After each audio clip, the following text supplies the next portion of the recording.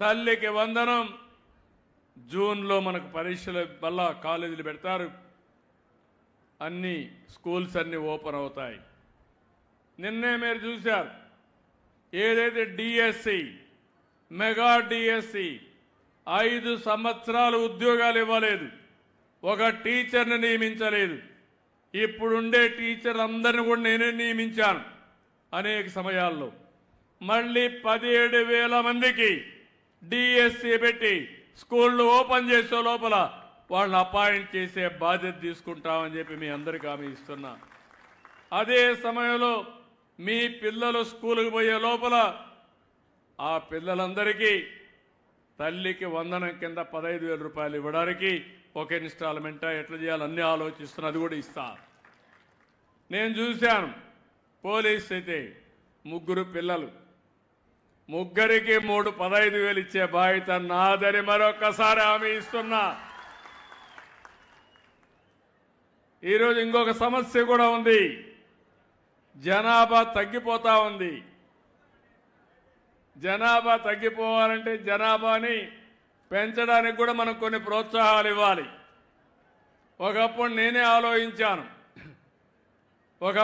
ఆలోచించి జనాభా పెరిగిపోతుందని family planning పెట్టాను. అప్పుడు 2 పిల్లల కంటే ఎక్కువ ఉంటే ఆ రోజు వాళ్ళు పంచాయతీల్లో పోటీ చేయడానికి అర్హత లేదని పెట్టాను. ఇప్పుడు ఇంకొక చట్టం తేవాలనుకుంటున్నా, తీసేశాను. కానీ 2 పిల్లల కంటే తక్కువ ఉంటే వాళ్ళు పోటీకి అర్హత లేదని కొత్త చట్టం తేవాలని ఆలోచిస్తున్నా. అంటే మార్పులు చూడండి, ఎందుకంటే జనాభా రోజు రోజుకు తగ్గిపోయే పరిస్థితి వస్తూ ఉంది. ఇదే జరిగితే కడాన మనకు మనుషులు కూడా కనపడరు, గ్రామాలు కూడా ఉండవు. అందుకని ఇది కూడా చేస్తున్నాం. అందుకే నేను పోలీసులు చూసి కూడా ఆనందపడ్డాను. 3 పిల్లలు ఉన్నారు, 10, 9, 8 తరగతి చదువుతున్నారు. అందరూ కూడా తన ఆదర్శంగా తీసుకుని కనీసం 2 తక్కువ కాకుండా ప్రతి ఒక్క భార్య భర్త పిల్లల్ని కనే బాధ్యత మీరు తీసుకోవాల్సిందిగా మిమ్మల్ని అందరినీ కోరుతున్నా. వాళ్ళని చదివించే బాధ్యత, భవిష్యత్తులో పైకి తీసుకొచ్చే బాధ్యత ప్రభుత్వం తీసుకుంటాం. ఎందుకంటే జనాభా అనేది చాలా ముఖ్యం. కొన్ని దేశాలు జనాభా లేకుండా చాలా ఇబ్బంది పడుతున్నారు. ఇంకొక విషయం కూడా మీరు గుర్తుపెట్టుకోవాలి, ఈరోజు టెక్నాలజీ వచ్చింది, అనేక మార్పులు వస్తున్నాయి. ఇక్కడుండే నేను మిమ్మల్ని అందరినీ ఒకటే కోరుతున్నాను, సముద్రం ఎక్కడైతే ఉంటుందో ఆ ప్రాంతం పేదరికంలో ఉండడానికి వీలు లేదు. సముద్రాన్ని ఉపయోగించుకోగలిగితే ఆ సముద్రం ద్వారా సంపద సృష్టించడం పెద్ద కష్టం కాదు. ఈ విషయం మేము అందరికీ విజ్ఞప్తి చేస్తున్నా. ఈరోజు బావనిపాడు, ఒకప్పుడు నేను అక్కడ పోర్టు కట్టాలనుకున్నాం. అది కట్టుంటే ఇప్పటికే ఆ ప్రాంతం అంతా అభివృద్ధి అయ్యేది. దాన్ని మార్చారు, మూలపేటకు తీసుకొచ్చారు. 5 సంవత్సరాలు లేట్ అయిపోయింది. నేను మళ్ళీ దీన్ని భావనపాడుకు తీసుకుపోతే సబబుగా ఉండదు, ముందు ఇది పూర్తి చేయాలి, ఈ ప్రాంతం అభివృద్ధి కావాలని రాబోయే 1 సంవత్సరం లోపల ఈ మూలపేట పోర్టు కూడా పూర్తి చేసే బాధ్యత ప్రభుత్వం తీసుకుంటామని మీ అందరికీ హామీ ఇస్తున్నా. ఈరోజు మీరు చూస్తే అనకాపల్లిలో 1,00,000 కోట్ల రూపాయల పెట్టుబడితో ఒక స్టీల్ ప్లాంట్ వస్తూ ఉంది. దగ్గర 40,000 30,000 మందికి ఉద్యోగాలు వస్తాయి. ఒక టౌన్షిప్పే డెవలప్ అవుతుంది, ఒక పోర్ట్ కూడా రాబోతుంది. దానికి కారణం మనకు సముద్ర తీరం ఉండడమే అని చెప్పి కూడా నేను మీకు తెలియజేస్తున్నా.